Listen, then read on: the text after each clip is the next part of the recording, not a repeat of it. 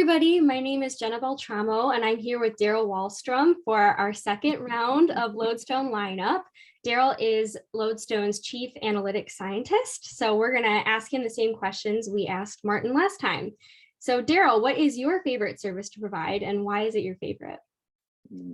Well, I think one thing we're going to learn in our little vlog today is sometimes I can be a little indecisive and want to mention them all. But I think if pressed with the question, the organizational health assessment that we do with clients probably is my favorite service offering for a few reasons. Yes, it lines up with strengths and interests and things that I really enjoy doing, which involves data analysis and using data to gain insights and using insights to make recommendations. But I think the more important thing from the client perspective is it really lines up with the type of expectations that private equity clients typically have, which is being mindful of resources, making informed decisions, and really showcasing and adding value with that. So all of our services are research-based, they're data-driven, they're objective. And so when we make recommendations or we look at gaps in organizational health, as an example, we have a really good chance of prioritizing and identifying where resources can be deployed to address gaps, reduce gaps, and add value.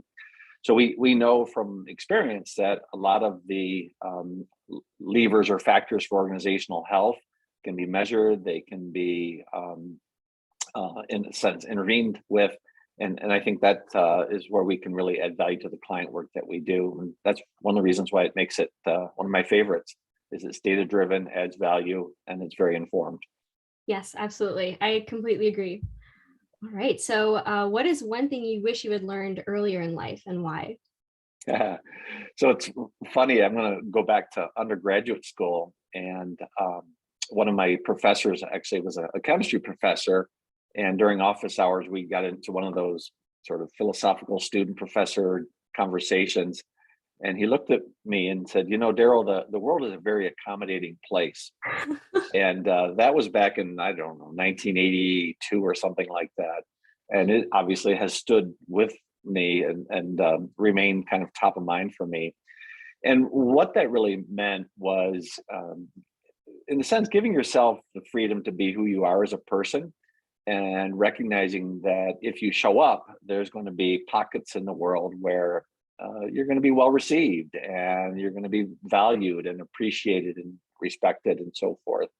So for me, it was really just a constant reminder, sort of an urge or a kind of a push, gentle push to be authentic and just recognize that, yes, there's a lot of diversity, and the individual contribution that any person brings can be part of that fabric of diversity. So it's been a really good reminder for me to get out there and to do things and to be proud of what I do, but also be open and receptive to people who do different things and do things differently.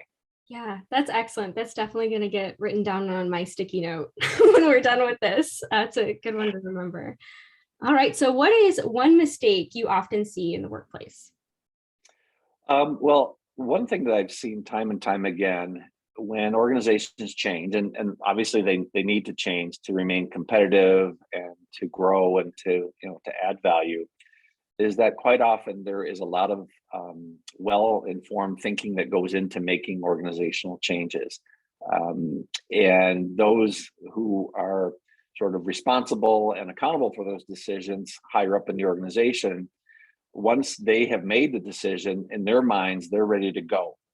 And I think what I have seen is that they underestimate the rest of the organization, whether it's 50 employees or 5,000 employees, that not everyone is on the same page at the same point in time that senior leaders are around organizational change. And so a lot of times I have observed senior leaders can get really frustrated with what they see as sort of resistance or resignation of wanting to change. Whereas perhaps if they stood back and understood that not everyone changes at the same pace, and that they have quite an advantage because sometimes they're 1, 2, 3, 4 months ahead of the change already, that they need to invest some time upfront around change management and then be very purposeful and committed to effective change management, so that they can bring those employees, those that are really going to bring the change to life and to make things happen, to bring them along because they want to go along. They just need to be shown the way and provided the sort of the understanding, the rationale, and the tools and resources to do that. So bottom line is to spend more time in change management, to plan for change management. And it pays off sometimes to slow down to go fast, is if I were to summarize it that way. Yeah, slow down to go fast. That's another sticky note point. But yeah, excellent point. I think that's very valuable perspective and timely as well. So, all right, here's a fun one. So what is your favorite movie and why is it your favorite? Well, the favorite will change depending on the movie. It's really, really hard for me to narrow down and say, this is my number one favorite movie. Yeah. I tend to have favorite genres. I love a good comedy. Mhm. And I love comedies that really kind of poke fun of who we are as people and how we behave in the world and so forth. So a little humor like that can go a long way. And so comedies, not necessarily romantic comedies, but comedies. And then going complete opposite, I tend to like sort of espionage, thriller, spy types of movies, good versus evil. You know, the good guy triumphs over the bad guy type of movie. And then the third one, which really hits home, is really any movie, could be a documentary or a film that really helps us and helps me think critically about life in general.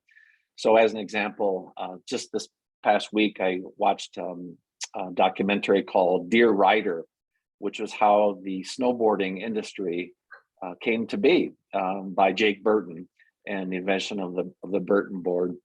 And even during the movie, it was really interesting. They focused on three things. They focused on the product, the process, and the customer, and how one person's passion and vision really brought all that to life.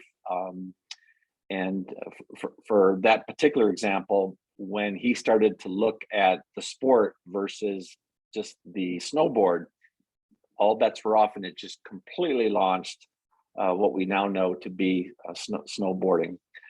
So those types of things are really fun. The human element was really, really critical to that, and kind of a really interesting movie like that. Excellent. Well, thank you so much for your time and all your fun answers to these questions. Well, thank you. Yeah, and thanks to anybody else who's tuning in and listening. If you have any more questions for Darryl, you can leave it in the comments. All right.